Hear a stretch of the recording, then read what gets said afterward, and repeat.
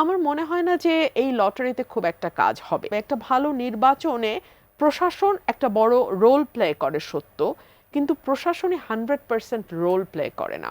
মাঠ প্রশাসনের বড় ধরনের রদবদল হয়েছে আগামী নির্বাচনকে কেন্দ্র করে। একই দিনে 64টি জেলায় নতুন এসপি এবং 166টি ইউএনও বদলি করা হয়েছে। এই যে লটারির মাধ্যমে যে বদলিটা আসলে হচ্ছে, সেটিকে নিশ্চিত করবে যে কোন এলাকায় আসলে কেমন অফিসার দরকার, কোন এলাকায় কেমন অফিসার থাকলে সেখানকার আসলে যে চাহিদা সেটা পূরণ হবে। আপনাকে অসংখ্য ধন্যবাদ। আমাদের মুশকিলটা হচ্ছে রাজনীতির সঙ্গে আমলাতন্ত্রকে এমনভাবে আমরা জড়িয়ে ফেলেছি যে আপনি আসলে নিরপেক্ষ এবং সত্যিকার অর্থে যারা দক্ষ প্রফেশনাল সেরকম আমলা আমাদের পক্ষে খুঁজে পাওয়া সত্যিই মুশকিল। আপনি লটারি করে যাকে যেখানেই দেন না কেন, তিনি তো সেই এলাকায় তার রাজনৈতিক আদর্শের যে বিশ্বাসী প্রার্থী থাকবেন তার পক্ষেই তিনি কাজ করবেন।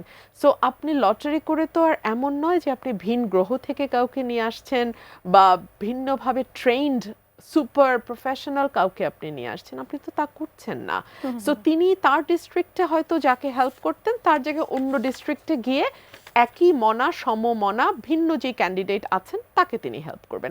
সো আমার মনে হয় না যে এই লটারিতে খুব একটা কাজ হবে। এক, দুই হচ্ছে এগুলো সাধারণত করা হয় যে দীর্ঘদিন কোনো এলাকায় যদি একই এসপি ডিসি বা ইউনো থাকে, তখন ওই এলাকার ক্ষমতাসীন দল যারা আছে সেই ক্ষমতাসীন দলের নেতা কর্মীদের সঙ্গে তাদের একটা ভালো সুসম্পর্ক তৈরি হয়। সো দেখা যায় যে দীর্ঘদিন এক জায়গায় কাজ করবার কারণে যে সুসম্পর্কটা হয়, নির্বাচনের আগে সেটার একটা ভালো ফল সেই পার্টিকুলার দলের প্রার্থী ভোগ করেন। কিন্তু বাংলাদেশে তো এই মুহূর্তে আসলে ক্ষমতাসীন কোনো রাজনৈতিক দল অ্যাপারেন্টলি নাই। সো আপনি আসলে এক জায়গা থেকে আরেক জায়গায় বদলি করে এই যে এই সুবিধাটা ছড়িয়ে দেওয়ার চেষ্টা করবেন, সেটাও তো এখানে অ্যাপ্লিকেবল না।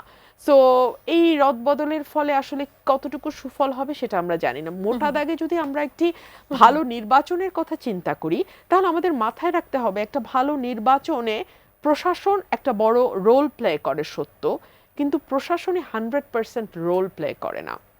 এখানে সরকারের ভূমিকা আছে, নির্বাচন কমিশনের ভূমিকা আছে, পলিটিক্যাল পার্টির ভূমিকা আছে, প্রার্থীদের ভূমিকা আছে, কর্মী সমর্থকদের ভূমিকা আছে এবং তারপরে প্রশাসনের ভূমিকা আছে।